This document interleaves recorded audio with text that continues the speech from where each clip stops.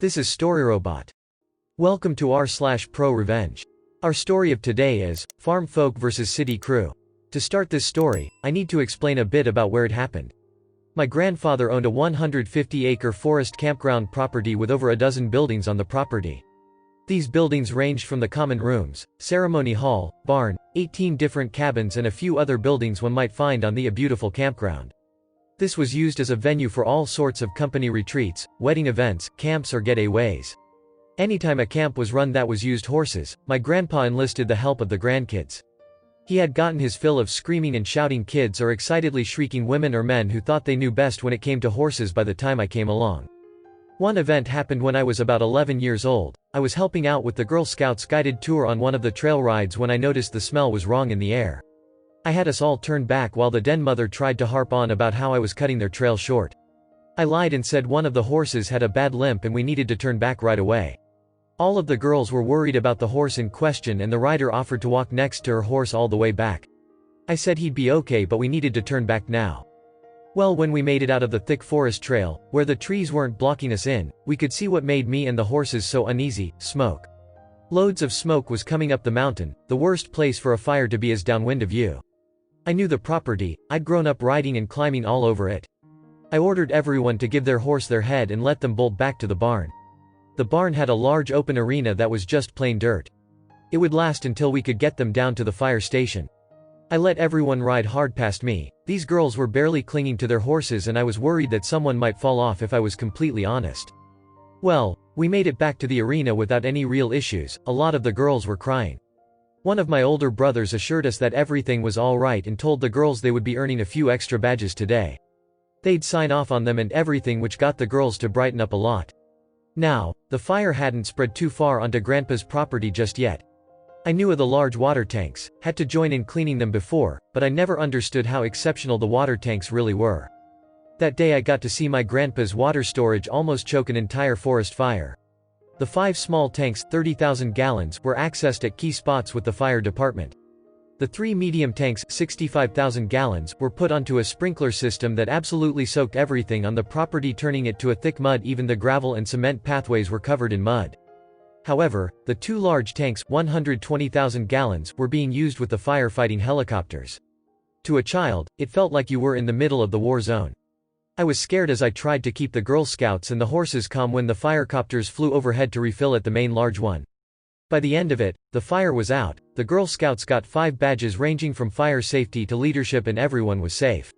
The cleanup for the fire took 2 weeks, a lot of pressure washing and a lot of backbreaking labor. Now, onto the main reason I'm here. To tell the story of petty revenge.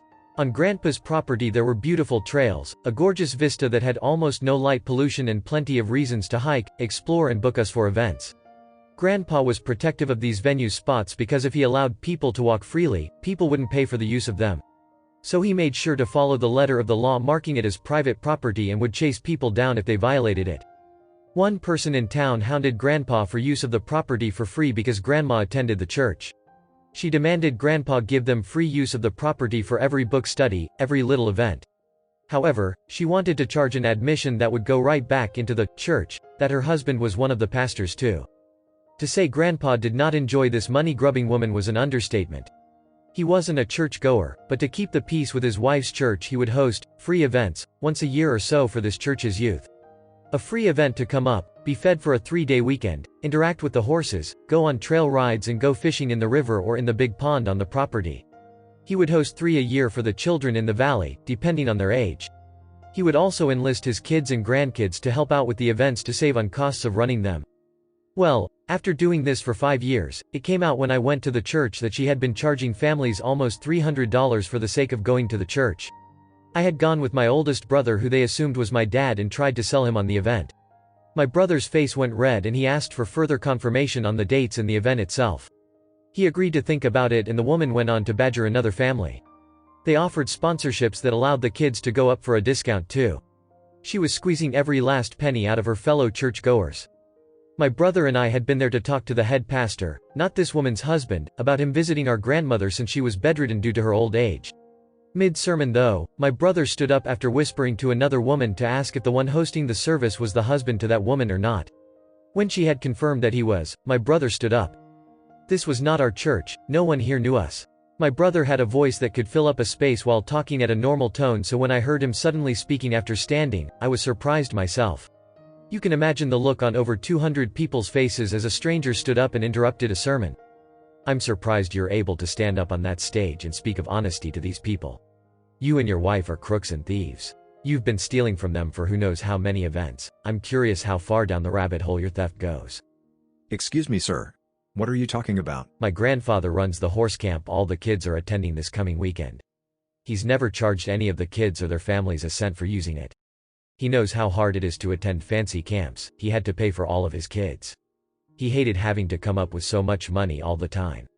He hosts a free event for the kids. His grandkids help him run the event. I should know, I'm the stablemaster during the event. You could have heard a pin drop. The pastor's face turned a few shades of red and then a woman stood up a few rows back from us. What do you mean, he doesn't charge? This woman looked ready to breathe fire, and I noticed this woman had 5 children with her. She looked ready to start a riot as my brother nodded. My granddad knew firsthand how hard it was to come up with funds and how much going to different places affected his kids and helped them grow. He pays for their food, he lets them use the horses, has his family teach them about horses, and, hey Daniel. Remember me? One of the older kids had been staring at my brother from this woman as he confirmed that my brother worked at the event. Everything broke out into screaming and shouting at that point, and it took us hours to sort everything out. The pastor's wife had gone missing during this screaming match. It came to light the pastor thought his wife, who headed the organization, would give all the funds off to my grandpa. She never put them into the church even. Things got a little crazy as everyone realized she was gone and the weight of the scam she'd pulled off on them.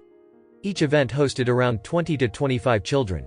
People would donate money to help get the kids of families with less funds there too, so we're not sure how much under the table money was given for that goal, but we do have an estimate on how much she got away with. $105,000 was the estimated she got away with before vanishing into the night. To say it was confusing was an understatement for me. I just wanted to go back home and keep an eye on the horses. My oldest brother's fury was nothing compared to anger my grandpa felt. He was so angry about all of it and only allowed the head pastor to come up and visit his wife, no one else. He was bitter, but at his wife's request, he wouldn't let his bitterness affect the kids. We hosted the events as planned, and Grandpa's bitterness grew as we went from having 25 as our max to almost 50 per session. Every bed was filled in the camp beds, every bunk stuffed, and all of our hearts felt raw. I was a kid and I felt cheated, but I refused to let that show, trying to follow Grandpa's example. I failed miserably a few times, I'm sure of that, but I did try. Well, now we're on to the revenge part of the story. All of the above happened in the lovely era of internet as a thing.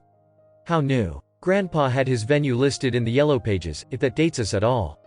I had turned 20 and Grandma's health, which had been in steady decline over the past few years, had really crashed hard. Her end was getting close. Grandpa asked me to help with her in the events going on because he was in no way ready to visit with people at all. So I balanced taking care of her needs and Grandpa's needs with running the venue through the booked events. On the website we had, I removed all the information and wrote a message that stated, due to current conditions, only previously booked events are on the schedule. Thank you. We'll be up and running again after the events conclude.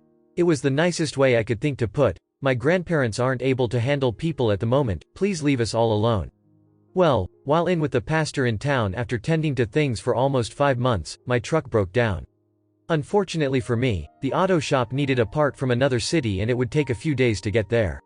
I asked a family member if he could tow me to the shop over there, and he offered to have his wife drop off their car so I could get back to work with Grandma and he'd take care of my truck. I politely refused. I desperately needed a break. Even just a ride to another town 30 minutes away would get me away from the suffocating feeling with them. They agreed and took me over to get my truck fixed. Now, the shop owner said it would be about 3 hours to fix it and I could wander around town. I told my family member I was good, he could head out and I'd call if I needed more help. He gave me a hug and told the auto shop he'd pay for the repair. I needed a break and I appreciated that. Family helps family is our family creed. So I got to wander around a town I never really got to, trying to find a good place to get some food for lunch. When I made it to a restaurant, I noticed a very well-made flyer in a window. It talked about an upcoming meteor shower and how beautiful it was going to be. It reminded one about how the next town over's light pollution was going to eclipse the beauty of God's sparkling show. It talked about an event being held up on the mountain, where parking would be $20 for a breathtaking view of the sky, weather permitting. I smiled a little as I read the flyer and then did a double take. The flyer was boasting about a certain vista. A vista only available on Grandpa's land. I wrote down all the info on the flyer and told myself I would call as soon as possible. I went into the shop to get food and wondered if I'd messed up and completely forgotten an event or not. Well, turned out I hadn't when I got home and double-checked everything. We had parking for maybe 40 cars max, so I was curious where the cars would be parked. I decided to call with an out-of-state cell phone, thanks to an uncle and aunt who were visiting Grandma when I got back with my truck. Hi, how can I help you? Hi. I found your flyer. Oh my gosh, it sounds like so much fun. I mean, the stars in town are like 1000% better than anything in my area. Are they really so pretty up on the mountain? Oh yes, it's one of the best places to watch the stars in our area. It's going to be absolutely beautiful. But I'm worried about how many people are going to be going. Parking us. My car's not going to I don't know, end up with dirt on it, is it? Oh, no worries about that. We have premium parking for $40, but the $20 is parking in a pasture. The entrance fee is by car. Do we need another type of fee? Oh yes, a $5 fee per person will also be needed. Make sure to bring cash for parking and your entrance fees. We'll have food carts too. I was shaking at this point in anger at this woman. I had checked the schedule and I knew no event was going to be happening. The campground had been abandoned a bit, all of the horses moved to my cousin's place at the base of the mountain and I was taking care of Grandma and Grandpa at their cabin on another property on the same mountain. Closer to the hospital and all. Alright. I'll be there. Thanks so much. I hung up after the goodbyes and started to shake in anger. I knew the property was closed down and we'd had issues with someone breaking into the property. I had been trying my best to manage the events, the venue and Grandma and Grandpa. She had mentioned that a pasture would be parking for everyone and I wondered which one it would be. Then I realized, it was time for the soil to be tilled and smoothed for the horses. I also realized something that I could do that would be wonderfully evil. I asked my visiting family if they wouldn't mind keeping an eye on Grandma and Grandpa and I sped off to visit a family member. This particular man had married one of Grandma and Grandpa's daughters and adored the family and worked as part of the fire department for our area. I came in with all the information I had and told him my plan. I signed the documents and he put the information away at the back of a drawer and gave me the okay to go with my plan.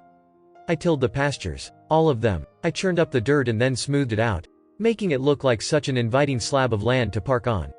I then left all of the gates wide open. I didn't want anyone breaking locks and I knew this was going to happen one way or another. Now, if you've ever tilled the soil you know the ground is soft. That's what plants need in order to grow. Hard soil will kill your plants almost as fast as overwatering or crows. The day before the event, I was in the main parlor getting some water when I noticed a car coming up. They sped up and who stepped out but the pastor's wife I'd seen all those years ago and another woman from the same church. It dawned on me then that this was a con they were using and I wondered how many times they'd used the campgrounds before. I saw red. I hid and watched as they knocked on doors, checked all over the place for any signs of life and then started to talk excitedly as they sped off. I made sure my grandparents were well looked after as I kept lurking in the campgrounds and waiting. They came back the next day, the day of the event, and brought a line of porter pots, a hand washing station and a few food vendors that got set up. They turned on the footlights to the wedding vista and I felt my blood just about boil. I could have called the cops then for trespass but I had a much bigger plan in my mind for these nasty women. I waited until I saw cars lining the pastures, 3 pastures worth of cars, the driveway crammed so tight with cars that I was amazed at how many fit. The gravel drive was even being used and so was the cement area by the barn. I hadn't realized how big this event was really going to be and instantly started to worry about my plan. There were so many people. But I had followed the letter of the law with help from my family. I had posted the private property and the closed for maintenance signs up all over the place. I was so nervous as I saw so many people going up the path but resolved that my plan was foolproof. When the food vendors turned off their lights, I knew it was time. Everyone was blocked in and up at the vista. I started with the pastures. That lovely soil plus the sprinkler system quickly became a muddy sinkhole that stuck all the cars up to the tires or doors. I went all out. I turned on every fire sprinkler on the property. I knew the vista was getting a proper soaking too. Everything was. I had started with the pastures first and with sprinklers that could douse a fire, it did everything I remembered as a child. It flooded the pastures, it made the driveways impassable, it washed out part of the road for anything other than off-roading trucks or vehicles. With over 100 cars in the pastures, I was gleeful as I heard people coming down the path.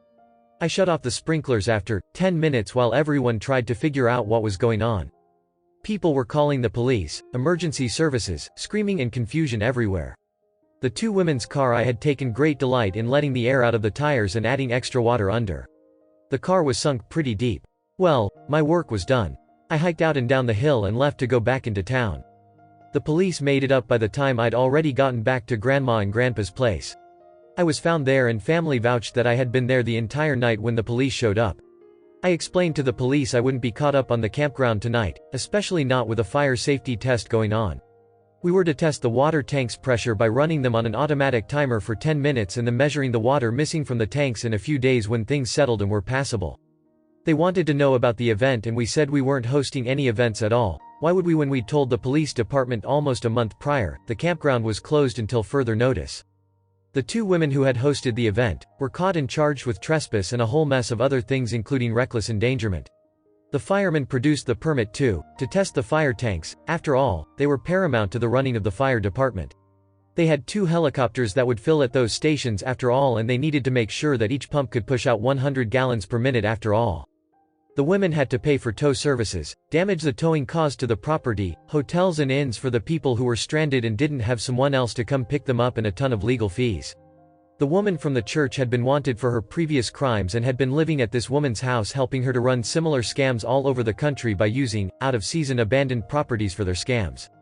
I don't have too much information on the end of it all, because unfortunately at the time it was wrapping up, Grandma passed away.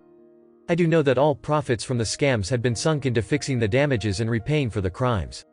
It cost a lot to dig out the cars that got stuck in the mud. Thank you for watching. Error. Problem detected. Not enough subscribers. Please subscribe, like and comment.